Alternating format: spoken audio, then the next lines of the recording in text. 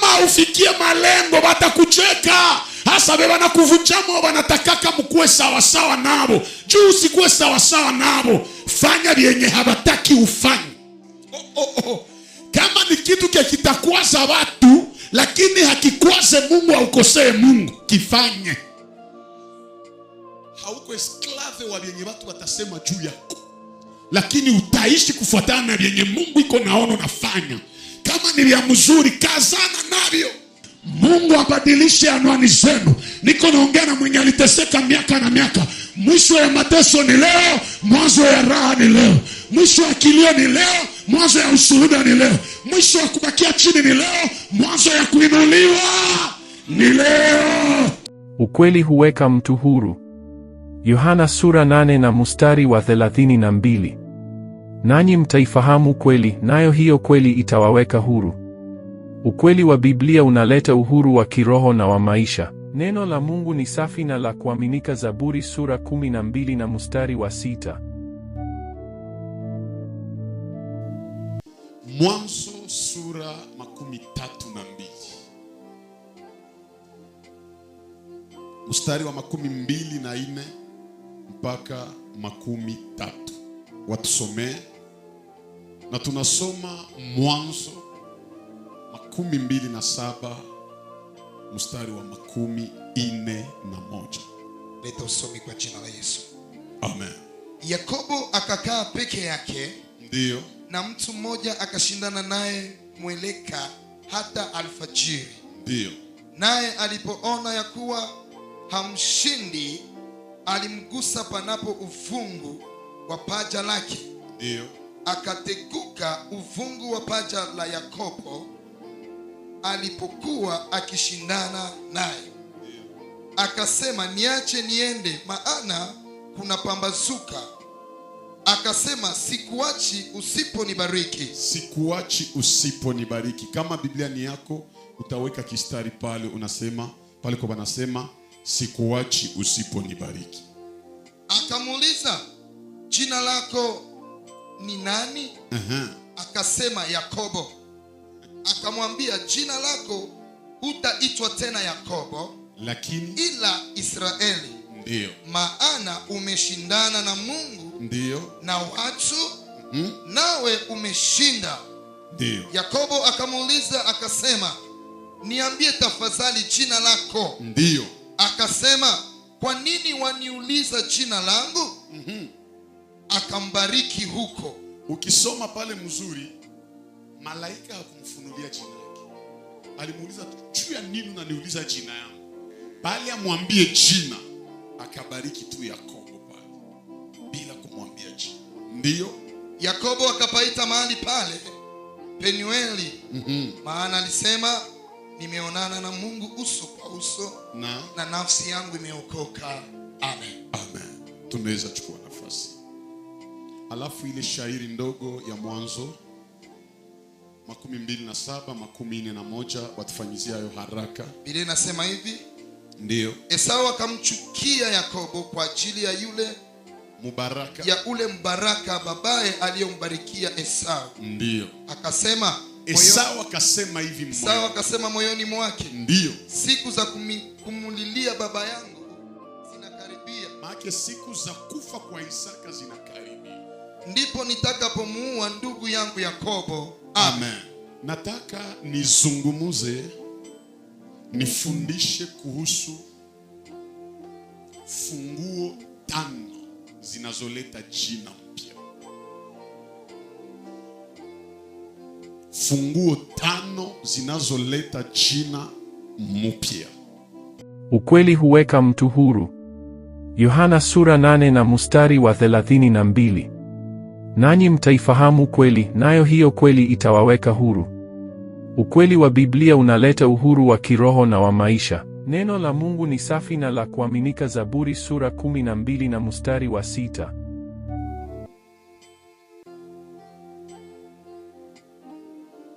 Yakobo ni mtoto wa pili wa Isaka. Walizaliwa wawili, mapacha. Mkubwa akatoka Esau, mdogo akatoka Yakobo. Hawa wawili walianza vita yao bado wangali tumboni mwa mama. Rebeka ambaye ni mama yao alifanya miaka 12 ya utasa. Alafu Isaka alipogundua na kuona mke wake hazai, akaita Mungu, akaomba Mungu juu ya bibi yake, na Mungu akamsikia, akafanya Rebeka achukue mimba. Najiuliza kwa nini Isaka alingoja hizi siku zote? Anangoya miaka 12 njoo aombee bibi yake juu azali. Manake utasa ya Rebeka haikuwa probleme ya Mungu. Narudilia, kutozaa ya Rebeka haikuwa tatizo ya Mungu, ilikuwa ni tatizo ya Isaka. Kama Isaka angeelewa mbele, angeomba Mungu juu ya bibi yake, na Mungu angemjibia juu limoya yenye aliomba Mungu juu ya bibi yake. Mara moja bibi yake akabeba. Probleme inaweza kawia na wewe na uko na Mungu, na Mungu anafanya sambla. Mungu anaona problem na Mungu iko na solution, lakini Mungu anashindwa leta suluhisho kwa maisha mpaka ufungue kinywa. Tumishi mmoja wa Mungu amesema maombi ni ruhusa yetu tunapatiaka Mungu juu atende mu maisha yetu. Wewe ujiulize, Isaka iko na agano na Mungu wa baba yake, lakini anaishi utasa kama mama yake aliuishi, na Mungu ananyamaza kimya. Zaidi Isaka na kawia kuomba Mungu, zaidi watoto wanakawia kukuja. Mtu mwanipi amena niongee. Aba watoto weliko na kawia kuzaliwa, njoo kwenye Yesu atazaliwa kapana. Manake kukawia ya kuomba ya Isaka inakawisha hata kuzaliwaka ya Yesu. Kuna vitu vingine tumeteseka mu maisha, probleme haiko ya Mungu, probleme ni yetu siye peke. Hauna zambi, hauna kosa, kutoa unatoa. Juu Isaka aliitikaka ajitoe kumazabau siku baba yake alienda mtoa, hakupiganaka na babake. Lakini Mungu anakawisha kuzaa ya Isaka. Haiko probleme ya Mungu, ni probleme ya Isaka mwenye hayaomba. Nataka niambie mtu moja, kama probleme ya yakomala, omba. Usichungake probleme ikomala, njoo uombe Mungu. Chumajibu ikikuya na probleme ishakomala, itakuyo na furahi, lakini naweka kuchelewa mu maisha yako.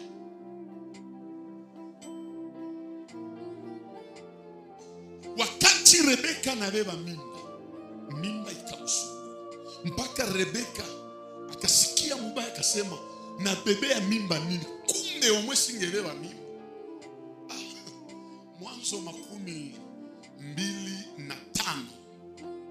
mstari wa 24 kushuke na zungumzia haya. Ni heri ningechukua mimba kama njoo hivi ndateseka, lakini napenda Rebeka malgré aliteseka naye akaenda uliza Mungu juu ya nini niko na hii problem. Upimeo na bien saa yenye hauyakuwa na kitu kia maana, hauwezi pata vita, hauwezi sumbuka mu maisha. Lakini Mungu akishaweka baraka mu maisha yako, njoo vita itaanzaka, njoo probleme zitaanzaka. Utasa ya Rebeka alikuwa bila problem, lakini sana beba mimba anaanza pata magumu maki kienye kiko muwe, njoo kinaachaka adui anakosa raha.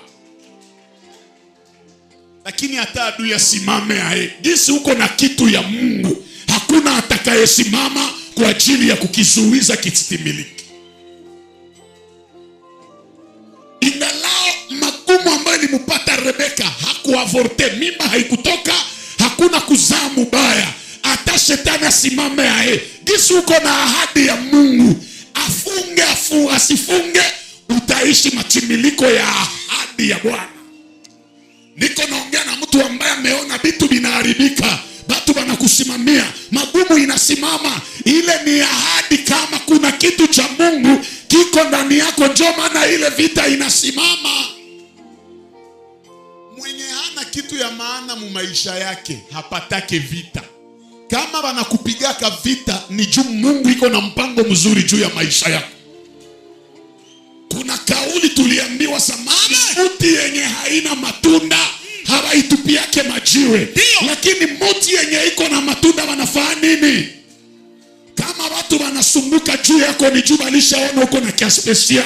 Amen. Kenye hao habana, ndio maana wanafuatilia maisha yako. Ambia jirani uko special, ndio maana wanakusemaka wa maana.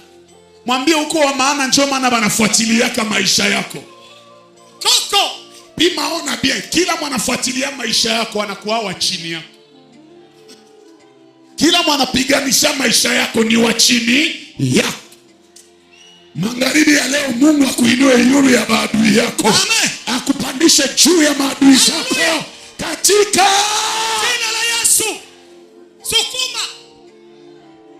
Rebeka naenda ita Mungu. Anamwambia jua nini niko na hii problem.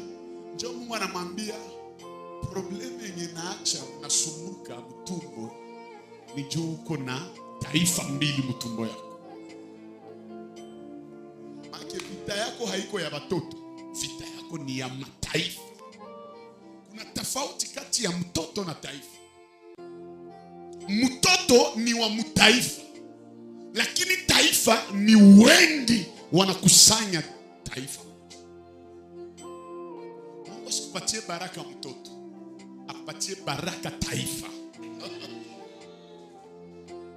Sikia vile aliambia Abraham, nitalikuza jina lako na nitakufanya kuwa baba wa mataifa mengi. Kisha angalia, Mungu anasema ni baba wa mataifa, Mungu anampatia mtoto mmoja. Baba wa mataifa, mimi anampatia Isaka.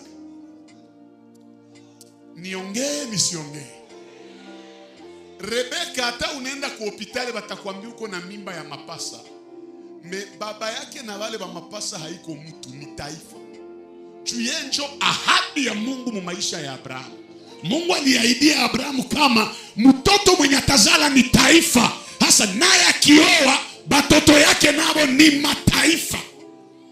Kenye uko nake njo kenye unaambukizia wenye liko karibu yako. Ndio maana usikuwe na tembea na wagoigoi bataharibisha maisha yako. Tembea na wenye utaambukiza wenye uko nabo wanakuambukiza vya maana. Nakutana na mzee Mathayo, nakutana na mzee Munganga, nakutana na wazee wa Bwana wananiambukiza vitu vya maana, na mimi upande wangu naambukiza vya maana. Hii mwaka kila mwenye atakuambukiza vya mubaya aende mbali na wewe. Mungu amtie mbali na wewe. Kisha Mungu akamwambia mtumbo, zile taifa ziko napigana, zinapigania ukubwa. Sasa ziko napigana waone nani atatoka wa kwanza. Lakini sikia kode ya Mungu, mwenye atatoka wa kidogo ndio mwenye atatawala mkubwa. Maki mwatatoka wa kwanza ndio mwenye atatawaliwa, na mwenye atatoka mdogo ndio mwenye anatawala. Ndio ba Yakobo wale. Yakobo sana sikile sauti akaacha pigana na grand frère yake. Akaacha mkubwa wake ampigie mtumbo. Esau siku ya kuzala Esau anapiga Yakobo. Esau anatoka mzima. Sana toka bakudunia wanapiga mikono. Oh, mzaliwa wa kwanza ataitiwa Esau juni wa manyoa. Kisha Yakobo yeye akakia na bana hapa. Sana kuya na bana hapa wa ndugu yake beba alikuwa anazalisha sana. Ayehu mtoto anabana kisigino wa ndugu yake. Ni mujanja huyu. Na njoo akampa jina ya Yakobo. Maana ya Yakobo ni mujanja. Maana ya Yakobo ni escrow. Maana ya Yakobo ni mtu wa maele mwerevu. Na maana ya Yakobo ni mwizi. Tena maana ya Yakobo ni mwenye anagombolanaka. Ona jina yenye watu walipatia Yakobo. Dunia itakupatia tu vitu kufuatana na vyenye uko napitia. Lakini Mungu yeye hakupatie jina kufuatana na hali yenye uko napitia. Papa Emery, watu watakupatia jina kufuatana na maisha yenye uko napitia. Lakini Mungu yeye zaidi ya yenye uko napitia, anaonaka kesho yako itakuwa yae. Ndio maana anwani mpya, jina mpya Mungu atakupatia haitalingana na yenye uko napitia.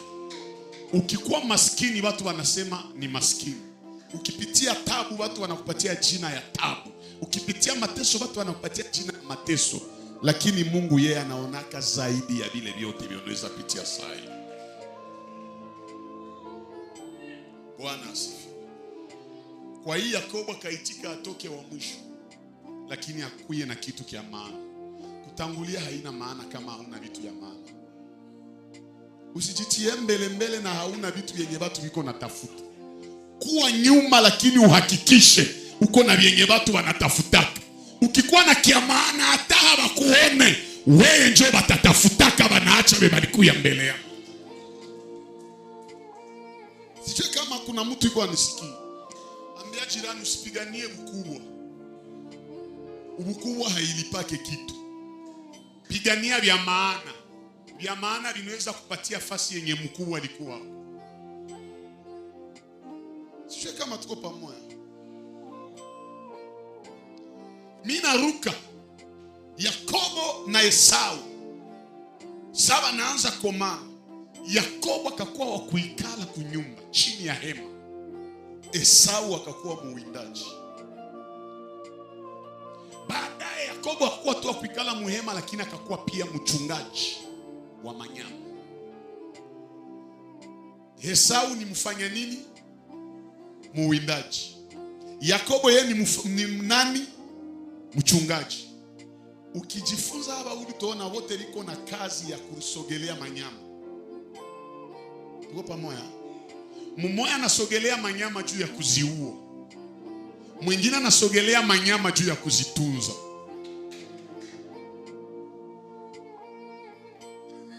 Nasikia mnanielewa? Maana nyama zikiona Esau zinakimbia, lakini zikiona Yakobo zinamsogelea. Maana vyenye Esau anafanyizia manyama njoo linaachaka nyama zinamkimbia. Na vyenye Yakobo anafanyizia manyama njoo linaachaka nyama zinamsogelea. Mungu anaweza kukuletea watu tabia yako itabakimbiza au tabia yako inabakaribisha karibu yako. Ukiona watu wanakukimbia, usitafute maadui liko mbali. Angalia sama uko na tabia Esau muwe ya kuuaua watu.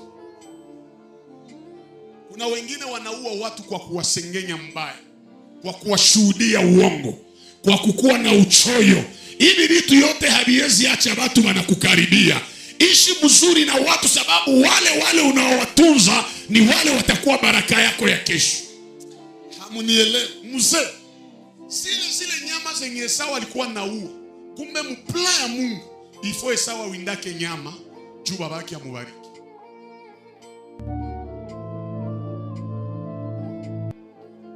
Na Yakobo naye zile zanachunga kama mpla ya Mungu ifo akamataki amo nyama juu babake amubariki. Sasa na komala baba macho haione tena, nasema Esau wende niwindia nyama. Ataitosha wapi na ishaua za mingi? Akakawia mshamba, akakawia mpori, iko na winda nyama. Yakobo mwalichunga manyama mzuri, mbuzi azikumkimbia kazikamwambia tusogelee baba tubebe. Ulishatuchunga sana hata wanatukula hako kameme hatuone problem. Unaona kama unatendea watu mema, kwa wengine wataitikaka omwe hapo wapate haya, mewe usipate haya, maisha yako ikuwe mzuri. Sio kama tuko pamoja. Wakati wameendelea, siku ya kubarikiwa na fika, Yakobo akabeba baraka kiujanja za ndugu yake. Akavala nguo ya Esau na akabeba jina ya Esau, na akavala ngozi ya manyama kushingo na kumikono. Sana fika mbele ya Isaka, anamwambia papa, nimeleta chakula ulinituma. Babake anauliza ni nani? Asenimie Esau mtoto wako. nikukumbatia mtoto wangu. Isaka akakumbatia mtoto, akasikia ngozi, mwili hii ni ya Esau, harufu ni ya Esau, sauti ya Yakobo. Mimi napenda attitude ya Yakobo.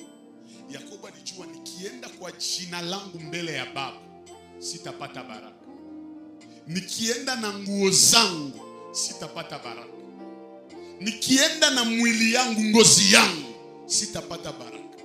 Kumbe niende na nguo ya Esau, jina ya Esau na ngozi, mwili ya nyama, njo baba tanisikia na tanibariki. Hii kwa ulimwengu wa roho ina tafsiri. Sasa tunaombaka Mungu, ukiomba Mungu kujina yako, Mungu hawezi kusikia. Alisema hivi Yesu, chochote mutakacho kiomba kwa jina Baba aliye mbinguni atafanya nini? Maana hatuombake kwa jina yetu, tunaomba kwa jina la ndugu yetu Yesu. Maana Esau wa kweli ni Yesu. Mwenye ifale aende mbali na baraka, juu sie wenye hatukustahili baraka tupate baraka. Sasa tunaombaka Mungu, hatuwezi kia na manguo zetu. Nguo ni picha ya matendo yetu. Matendo yetu haiwezi acha Mungu anatubariki, lakini ni matendo, kazi ya Yesu msalabani ndio yenye naacha tunaingia mubaraka. Na ilibidi avae ngozi ya kondoo, ngozi ya nyama juu. Yesu ni mwana kondoo ambaye alivuliwa mavazi msalabani, ili mie na wewe tupate jina kubwa ambayo ni nguo yenye tukikia nayo mbele ya Baba, Baba anatusikia mara moja. Hauna mwingine wa kujitapia isipokuwa Yesu. Yesu ndio chanzo ya baraka mu maisha ya binadamu. Tuko pamoja kabisa.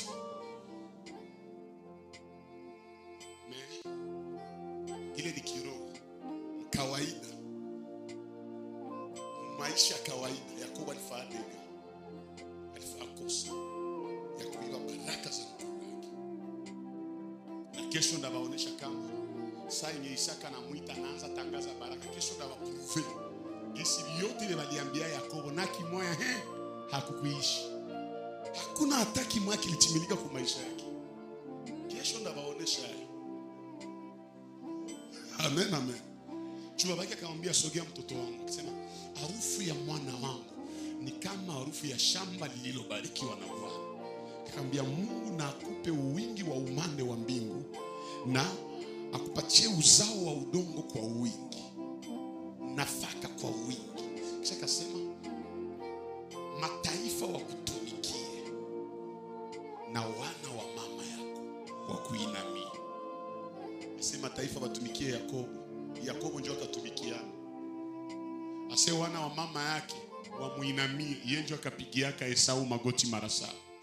Maana mu yote vya Isaka alimwambiaka na kimoya hakikutimilika. Juu vya watu ni vya watu na vyako njoo vyako. Hata uende na vya watu hautafika kafasi, lakini ukitembea na vyako hata ni kidogo kama ni yako itakuheshimishaka mu maisha. Ndio maana acha tembea na jina ya watu. Ni mkoshi utembee na jina ya mtu kwa mchafulu, wazo utapendewa juu ni mchafulu. Hautapendewa ka juu lichafula mtu. Utapendewa juu uko na kiako kinaacha watu wanakupenda. Tuko pamoja? Sasa Yakobo kisha kubeba baraka za mkuu wake akatoka. Ya kutoka tu hivi, grand frère yake anatoka mpora, anamwambia, papa, chakula hii mimi nakuletea. Baba akasema, nani mwanakuya? Sema, ni mie Esau mtoto wako wa kwanza. Njoo Isaka akasema, na mwenye ametoka hapa wa kwanza mwenye nimebariki ni nani? Pamoja ni nani?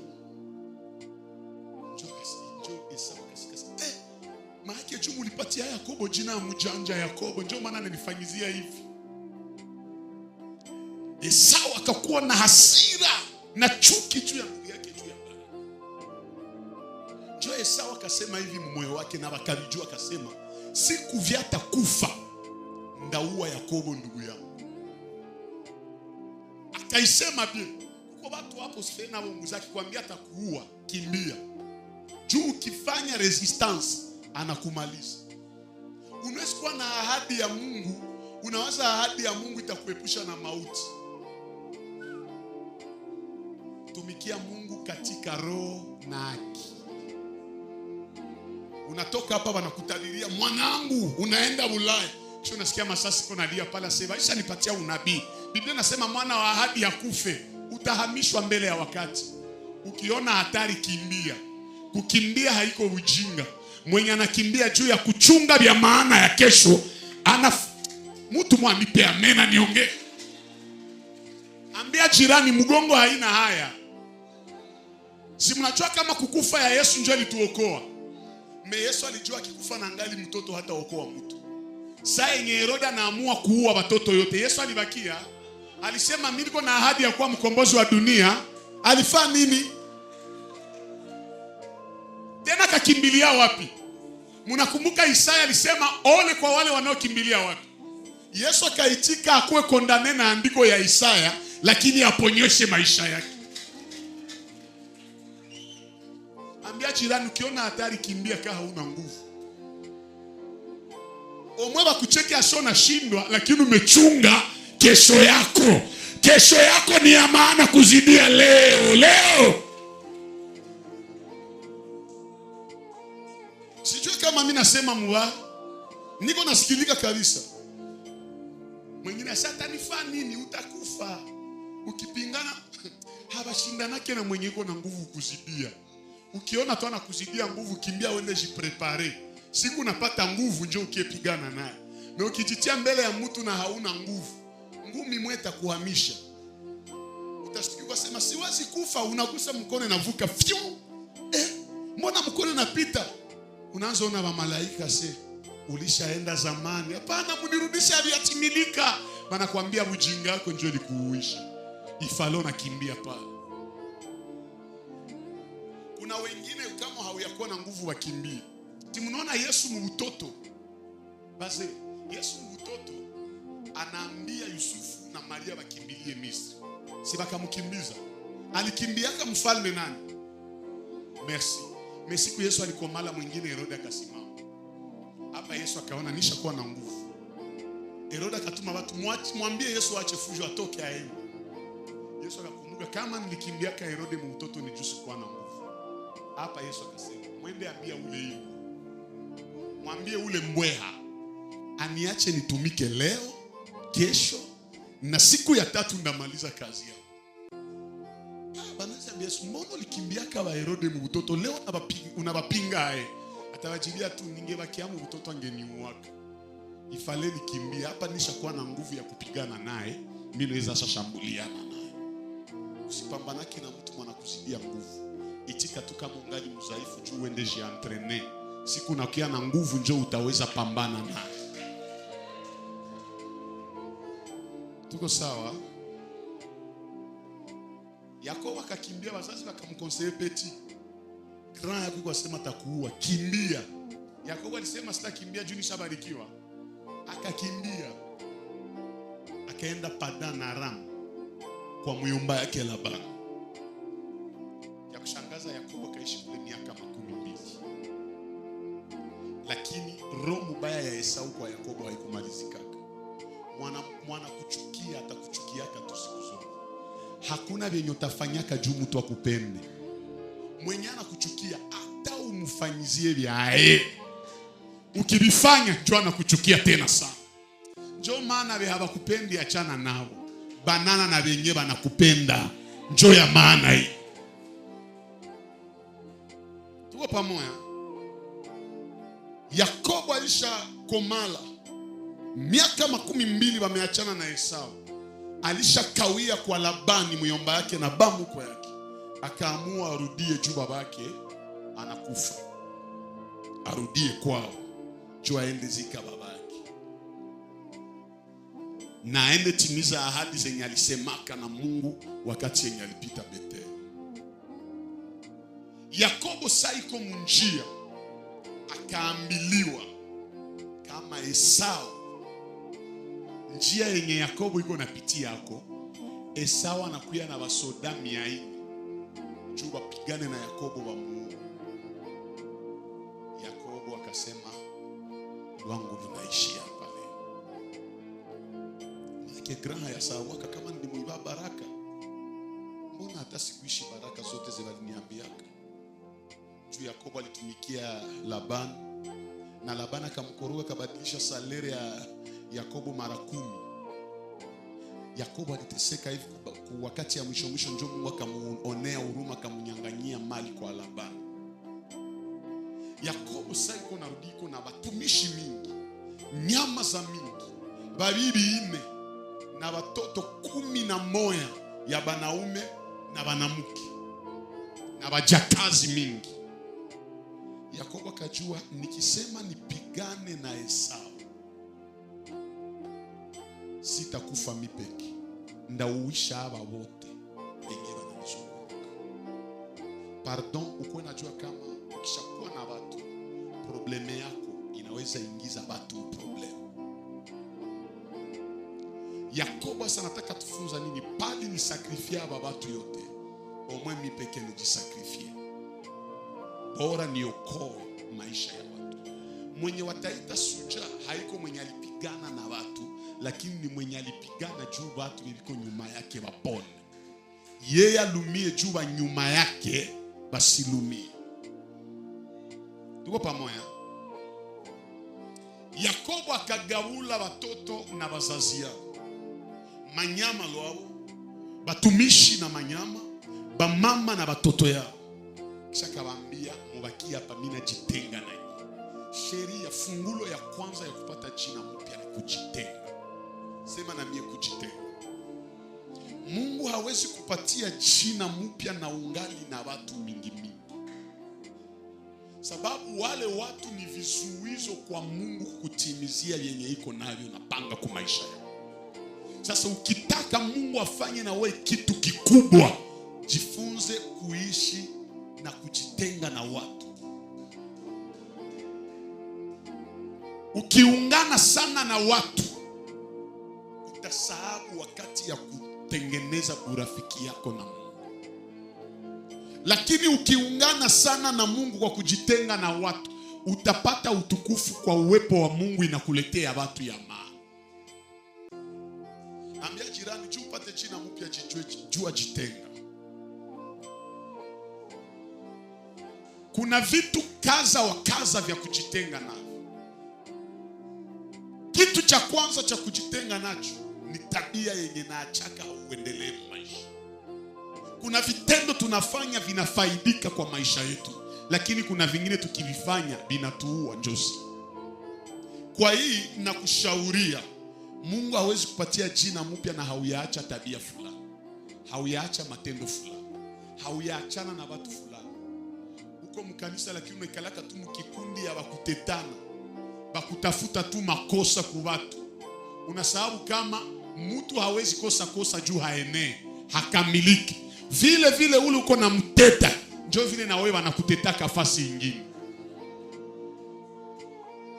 Usikuye mkanisa juu ya kuikala mkikundi ya watu wa kubomoa kanisa, lakini ikaa kanisani juu ya kuleta maendeleo kwa kazi ya Mungu. Bwana asifiwe. Ambia mwenzako jitenge. Ishara zingine zinatendeka sawa uko wewe peke.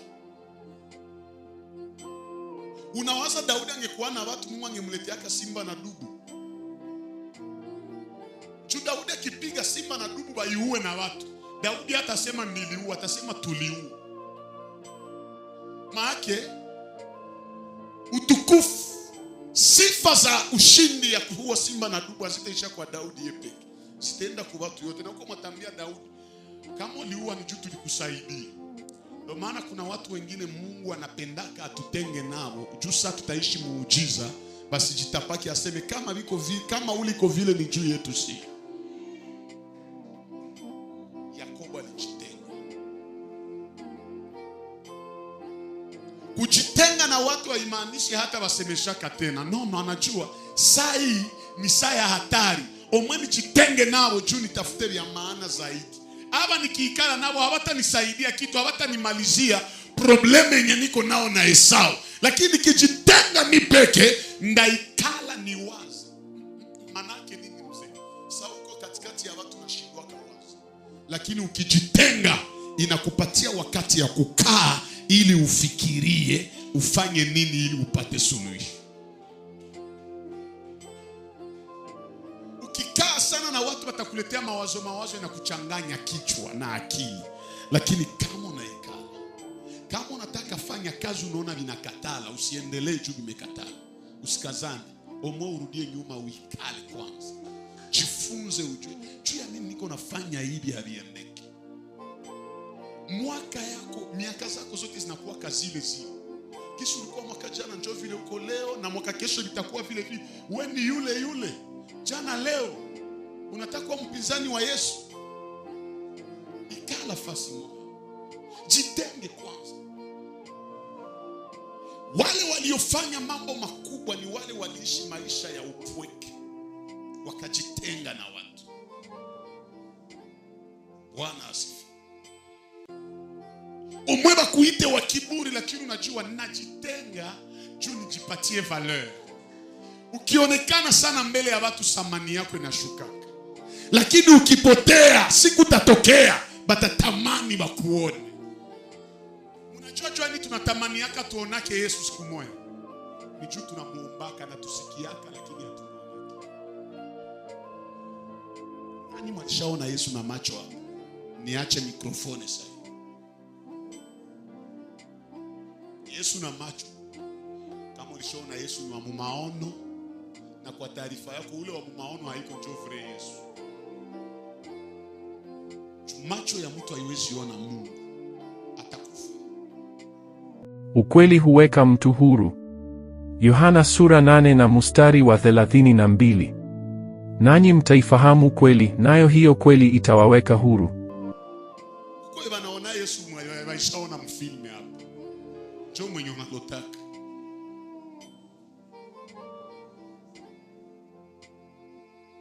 Yesu kama dunia yote, wacha Mungu wote, Wakristo wote wanamngojea kwa hamu, nijua anajificha.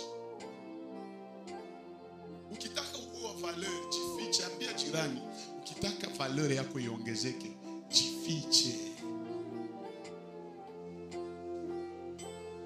Mwishaona oro yenye iko yuluyulu?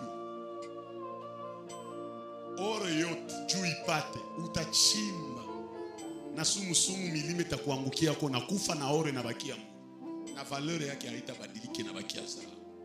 Maana kila kitu kinajificha kinakuwa kana valeur. Mungu hata kupatia jina mpya na ungali nasogeleana na watu wenye watashusha valeur yako mpaka ujitenge na wale. Na rudilia, Mungu akutenge na kila mtu mwenye hafai kwa maisha yako kwa jina la Yesu. Jambo la pili tutafanya juu tupate anwani jina mpya ni hii ambayo Yakobo alifanya. Yakobo hakujitenga tu, lakini akaenda Penueli akaanza pigana na mtu mwenye baadaye wanasema ni malaika. Maana kujitenga haitoshi, lakini jua pambana. Sema na mimi kupambana. Yakobo hakwenda ikala pembeni juu tu awazi. Anaanza waza sana, fika Penueli, malaika mwana mtokea. Ule malaika anakuya, hakuya kumbembeleza. Yakobo anaona ngumi pa. Yakobo akasema mizai, sitajiacha banipige. Yakobo naka kunja, tupigana. Bali pambana. Maisha haipatikane kwa urahisi. Maisha inapatikana kwa wanaopambana.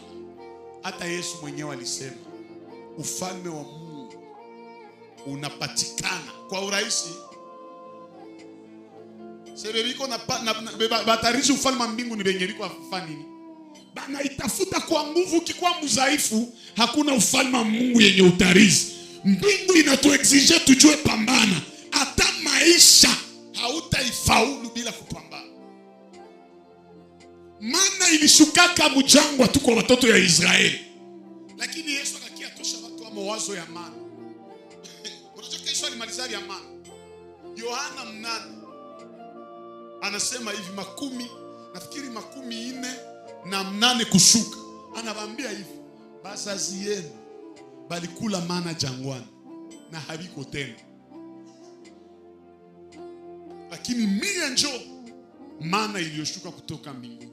Maana kisi nisha kwa kudunia, msichungake tena ile mana ishuke mbinguni. Uko nachunga pesa zianguke zitoke yulu zifike mnyumba yako. Baba, tuma pesa, gusa watu wanipe pesa. Ukishaikala umeomba, toka sasa uende uindana na pesa. Pesa hazitakukutana kwenye huko, pesa zitakuya juu uliziwinda, ulizitafuta. Maisha ni kupambana. Kaka ushapenda dada, mbona bakia tu, baba, umuguse baba, umuguse nipende. Unaweza maombi tamugusa. Toka pambana, kinywa yako iseme verbe. Sio kama tunapatana.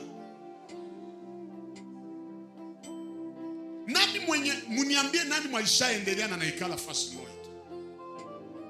Kila mwenye amepata maisha, matajiri wa leo ni wenye wanajua tafuta maisha.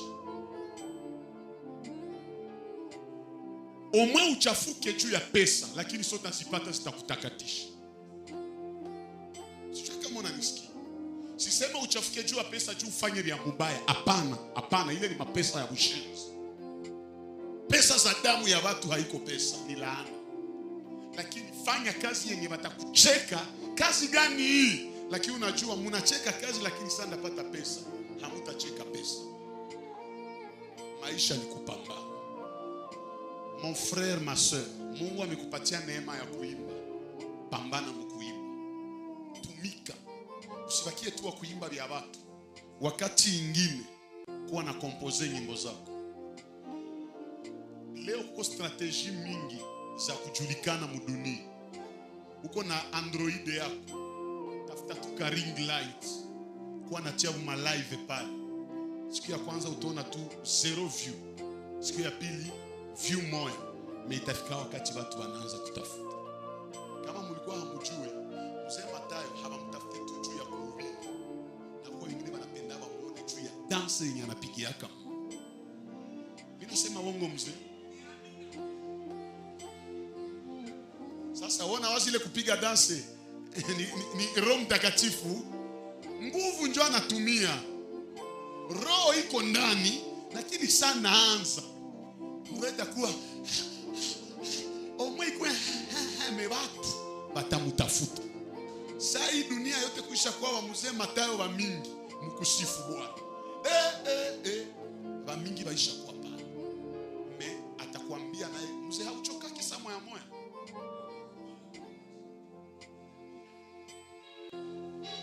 Ambia jirani hakuna vile utapata bila kuvichokea. Pambana.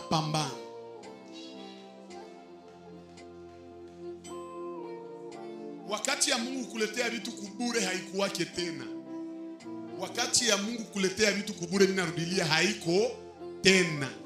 Hii ni wakati ya kupambana. Unaitika ulumie, lakini unajua nikipata hapa ndaheshimika.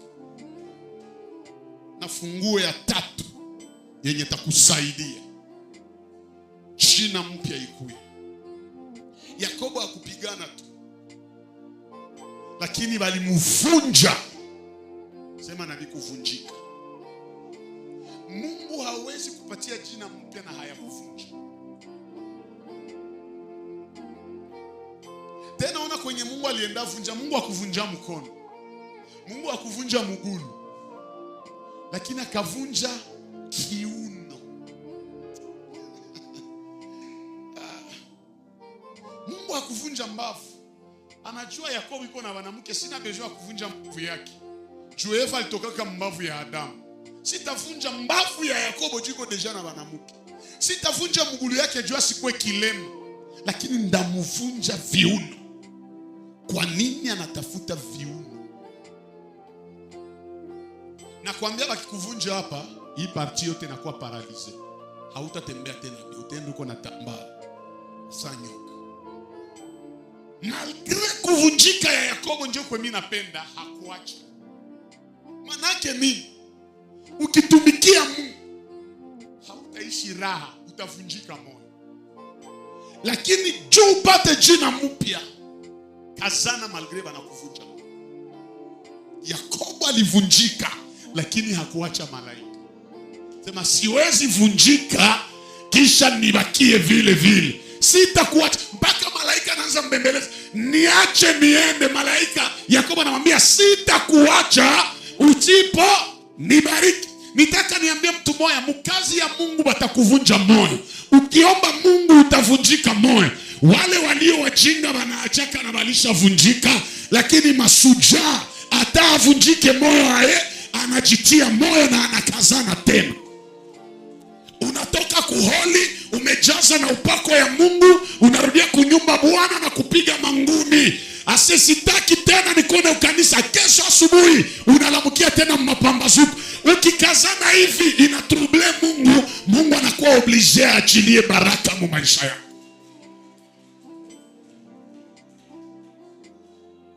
Hauko naimba tena jua nini? Nisimbe tena. Tu nilipiga biezo siku moja. Njoo wakasema mimi sikuitiwaka kuimba. Hauna akili. Nani mwalizaliwa na najua imba? Na ule mwenye yuko na chora sauti aliimba dieze siku moja mpaka akaendelea tumika.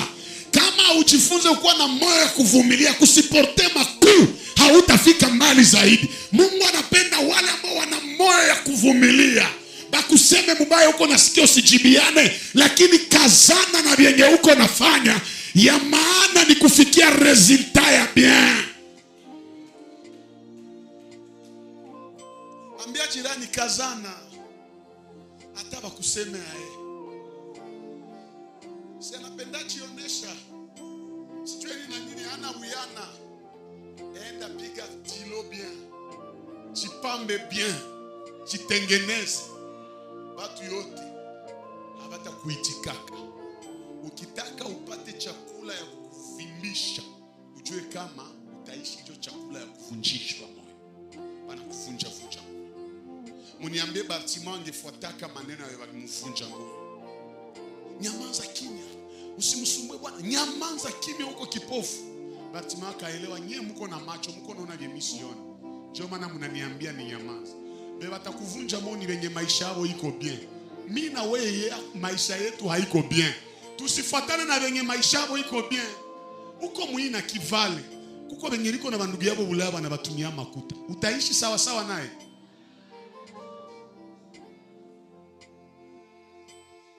Ambia jirani usiishi sawa sawa na mtu juu hauna destine moya na yeye. Atakuvunja moyo juu akutie mu maisha ya ole kisha kesho akucheki. Usifurahie kusaidiwa kila leo. Kuwa na waza omwe na mimi siku moja nianzake saidiana. Na ile yote hata uvunjike moyo. Jitie moyo tena kazana. Tuko pamoja. Yakobo hakuacha malaika. Wewe wanakutukana kidogo, unataka alibisha vitu. Dadangu, garson anakukatala, unataka jitundika juu ya garson. Unataka jitundika juu alikukatala. Haujui kama kuko mwenye anakuonaka nasikia roho na waka. Nasema Mungu mimi niwezi pata huyu ae. Unataka vunjika moyo juu mmoja tu amekukatala. Ungejua benye liko na lazima yako. Hii magharibi nataka nikwambie, hata wanakuvunja moyo ae, jitie moyo. Hata wanaivunja ae, shona ae. Kwa korodo wa moyo wako, shona ae webeki. Seme mimi najitia ae, na kazana tena. Ili huko amo hautaweza, naweza.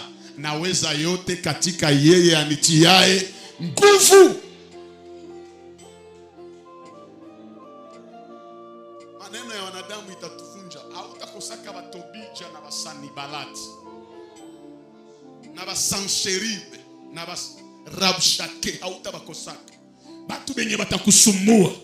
Lakini kuwa sana Nehemia, mkono moya iko na piosh juu ya kutengeneza ukuta, ingine mkono iko na silaha juu ya kupigana. Maana bananivunja moyo, napambana na maisha na mimi naendelea mpaka nifikie malengo. Ukweli huweka mtu huru. Yohana sura 8 na mstari wa 32. Nanyi mtaifahamu kweli, nayo hiyo kweli itawaweka huru. Kama ni kuomba, kazana, usichoke. Kama ni kutoa, kuko ba expert mkanisa mbakianza utoaji, anatoa bale bakuvunjana mwa sehemu. Ushapata nini mwi kutoa? Kama una kitu unasema sitaongeza, toa. Iko napenda usombe umaskini yake. Endelea toa. Kuna siku Bwana atakuheshimisha mwili. Kuna siku Bwana atabadilisha historia ya maisha. Niliwahi vunjika moyo siku moja, lakini nikaelewa juu ya nini ifale niendelee. Zamani niko nasoma, juu mimi nilikuwa nasoma mpaka ikafika wakati shambre yangu yote na yala tu ni mavitabu ya Biblia. Nilikuwa nafanyaka preparation ya mahubiri, natia version 5 au 6 za mabiblia. Jean Darby, Vie Nouvelle, Scofield, sijue nani, Louis Second, King James, natia pale nani huyu mwingine, voilà la version du Semeur. Tena zote ma Bible d'étude. Zote mina sialishi. Niko na maagenda na toa la maana na huyu alisema na andika. Mpaka siku moja mama mmoja nakutana, niko kwa internet, niko nasoma, kaniambia wewe vraiment hautakuwa mhubiri maisha.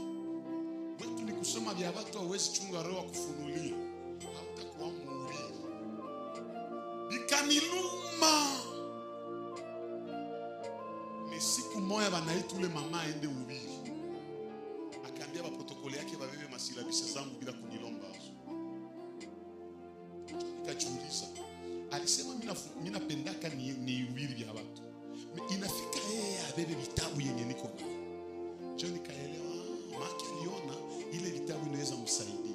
Kama mwenye alinivunja moyo kubienya na tamani, mimi niliacha. Leo siko tena na ile na besoin ile masilabisi. Leo naanza kapanga mahubiri bila kuona kwenda itosha. Na chilalia yangu Mungu ananifunulia uhubiri juu ya hiki. Nasomaka Biblia sana, hautanionaka na agenda pembeni. Niko tu nasoma, Mungu ananipanisha mumi. Anasema kitu ya mimi naandika katu nisaki si muzea uhubiri hapa, ananifunulia kitu ndio mimi naandika kwa telefone yangu. Juu niende kidevelop. Mesai pale mimi bahubiri balimu wazuri niko ndani. Ningevunjikaka moyo kama niko na uhubiri hapa. Au mnawaza wazee juu Mungu alibambia waniongezee chuma, wangeiongeza na sina neema kufundisha. Ingelikuwa sifujue fundisha basi tuongee kweli, mngeniongezea. Tuache hili bila hata ile siku nikia mercredi ile asubuhi ningeharibika. Wangeniambia unaona mtumishi, tuko na mipango mingi sana, kwa hiyo tunaona urudie. Bana nifariji tu na transport hii urudie. Tumeona tumezuilika, tutakuitaka siku nyingine na njoo, sitaitiwaka tena. Kivunjika moyo utakosaka siku mwana kufika fasi ya heshima. Lakini ukikazana uko siku Mungu atakuheshimisha. Fungulo ngapi ile? Tunataka ongea ya ngapi? Ya ine kwa haraka juu tumalize.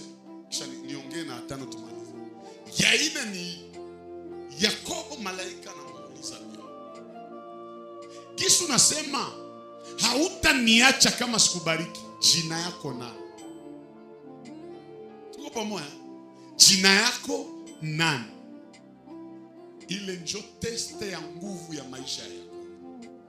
Yakobo akamwambia malaika, jina yangu Yakobo. Manake ukishakazana kuwa nasema kweli, usikuwe na danganyana. Unajua juu ya nini waliuliza Yakobo vile? Unakumbuka juu Yakobo ile baraka ya watu? Sasa alimuulizani nani, alisemani Yakobo. Alisemani nani? Si akadanganyana. Asante Mungu. Ona vya Mungu njoo hivi. Mungu anaweza kufungia na taufumu pale pale. Maana juu Yakobo alidanganyaka jina yake kwa baba yake. Mungu naye akapatia Yakobo baraka za bongo. Akapatia Yakobo baraka za hataishi. Meapa saa yenye anaambia malaika kweli, jina yangu Yakobo. Mungu akakonfirme. Maana mbele alidanganyaka, leo amebadilika, hadanganye tena. Alidanganya babake ase yenjo Esau, leo anasema yenjo Yakobo. Gisi ana reconnaître yenjo Yakobo, na mimi nambadilishia maisha. Maana yake nini? Ukitaka Mungu akubadilishie jina, itika maisha yenye uko na. Ambia Mungu, ili ndio niko naishi. Usijipambie maisha yenye hauna. Kama unapigwa, itika tu unapigwa, juu Mungu abadilishe maisha yako. Unajua kiburi ndio inaua watu wengi. Hauna viatu lakini unapenda ufaire croire watu kama uko na viatu. Nani atakusaidia? Hauna pesa lakini uko unapenda uoneshe kama wenjo cash money. Utateseka. Wakati mwingine angusha haya uoneshe watu sina. Njoo kweli ya maisha yangu hii. Yakobo alionesha malaika bien. Mie njoo Yakobo, manake bananijua msema bongo, bananijua mwizi, bananijua mjanja, bananijua mwanakamataka fasi ya watu. Njoo malaika kamwambia, tangu leo hautaitwa tena Yakobo, unaitwa Israel. Manake ni ukweli ya Yakobo njoo alimupatia jina ya mpya. Mungu atakupatia kitu kia maana na naona uwe peke ungali na haribisha maisha. Siku taona mabadiliko. Ambia jirani, badilika. Kama haubadilike Mungu hawezi badilisha maisha yako.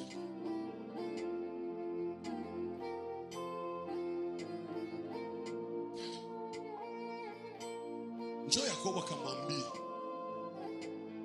kama unaniita Israeli, maana ya Israeli ni mshindi. Kama unaniita Israeli, jina yako nani? Ça c'est très profond. Manake Yakobo na njoo siri ya tano. Anajua hata nimepewa jina, ifo nijifunze kuelewa mwenye amenibariki ni nani. Kila baraka zenye zitaachwa na sababu Mungu haziko baraka.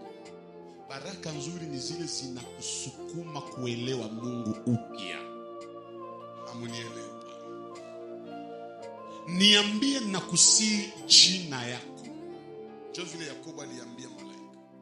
Malaika akamwambia, kwa nini unaniuliza jina yangu? Mungu akumpatia jina, lakini Mungu akaona haja ya moyo ya Yakobo ni kujua mwenye amembariki ni nani. Mungu akikubariki, hakikisha kila baraka ya Mungu anakupatia inakupandisha ngazi ya kumuelewa Mungu. Mungu hawezi kupatia baraka na kuachia ujinga ya zamani. Inabidi aondoe ujinga wa zamani ili ujuzi mpya iingie. Hutaitwa tena Yakobo, tangu leo unaitwa Israeli. Mimi naenda maliza ni declare sasa. Yakobo alimwambia Bia, sitakuacha usipofanya nini? Jua ya nini kunaambia malaika sitakuacha usiponibariki? Jua anajua mbele yake Esau. Esau ni jaribu ya maisha yangu. Anakuya niua mie Yakobo. Sa malaika anaambia Yakobo, hauko tena Yakobo, jina lako Israeli. Na saba nabariki Yakobo pale, akaacha malaika. Maana kajua objectif inafika.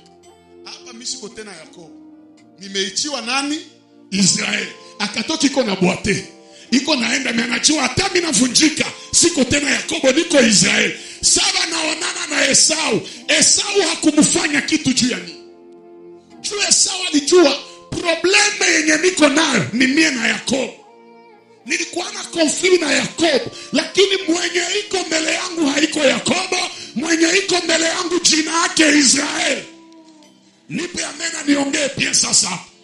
Maana ya Israeli ni mwenye amepigana na Mungu na wanadamu na ameshinda. Maana yake nini? Sasa walipatia Yakobo jina ya Israeli. Alikuwa hayapigana vita na Esau, lakini mulimwengu wa roho alishamshinda zamani. Sasa sana kuya Esau anaelewa huyu ni Israeli, nikipigana naye atanimaliza. Mungu abadilishe jina yako na ikumalizie magumu na makonflikti zenye ulipitia zamani. Katika niongee nisiongee, Yakobo sana abarikiwa pale. Maandiko yanasema sana pata baraka, njoo akatoka. Juu ya nini? Juu alijua siwezi acha Mungu na anibariki juu. Kinachaka Esau iko na niwinda miaka 12. Ni baraka zake zinibebaka. Mzee, baraka za Yakobo alikuwa tembea nazo azimfanyie kitu ni za Esau. Sasa sana kutana na Mungu anamwambia unibariki, make mimi nachoka na kubeba mzigo ya watu. Omweni kuwe na yangu. Niache baraka za Esau hapa, nitoke hapa na baraka zangu. Esau sana ona Yakobo. Upeti hana baraka zangu ziko naacha mimi na muwingi. Otremandi banataambia Esau, ukitaka baraka zako na wewe pita Penueli. Yakobo aliziacha pale. Mungu akauwia Yakobo Penueli. Akaanza historia na Israeli. Juu ya nini aliuwia Yakobo Penueli? Wazee watanipatia sheria. Maana ya Penueli, maleti ile jina ni Yakobo. Maana ya Penueli ni uso wa Mungu. Na Mungu aliambia Musa katika kitabu cha Kutoka 33:12, anamwambia hivi, hutauona uso wangu, sababu mwanadamu hawezi ona uso wangu na aendelee kuishi. Maana Yakobo akipita Penueli, yaani uso wa Mungu, anakutana na Mungu, Mungu anamuua. Kisha naanza maisha na Israeli. Mungu auwe Yakobo muwe, naanza ya biti na Israeli muwe. So Israeli anatoka, ndabaonesha gisi na njoko niko malizia muone kama batoto ya Yakobo na Israeli wanapishana. Yakobo alizala watoto 11 na banamuki. Israeli alizala tu mtoto mmoja. Nishasikia mtu mmoja anasema sukuma vitu humu, ningeweza mtu mmoja atasema sukuma juu ni sukuma. Yakobo alikuwa na watoto 11. Israeli alizala mtoto mmoja. Batoto ya Yakobo wote mama wao njoo walipatia maji. Rubeni Lea njoo alimupa jina. Simeoni Lea njoo alimupa jina.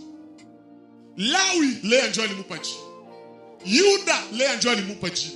Isakar Lea njoo alimupa. Neftali bibi ya Yakobo tu. Zabulon bibi ya Yakobo. Aser bibi ya Yakobo. Dan bibi ya Yakobo. Gad bibi ya Yakobo. Joseph bibi ya Yakobo. Sasa Yakobo wamembadilisha jina, naitwa Israeli. Rebeka, Rachel tafadhali alikuwa na mimba, akamzalia mtoto mwanaume pale fasi banaita Efrata. Pale fasi banaita Efrata Bethlehem.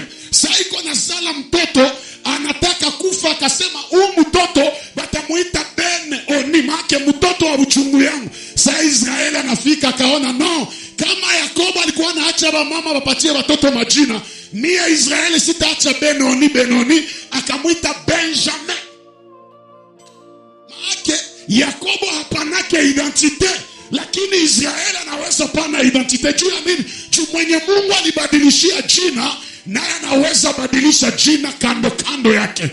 Jina mpya yenye Mungu atakupatia hii magharibi, ikupatie uwezo ya kubadilisha masituasyon mu maisha yako.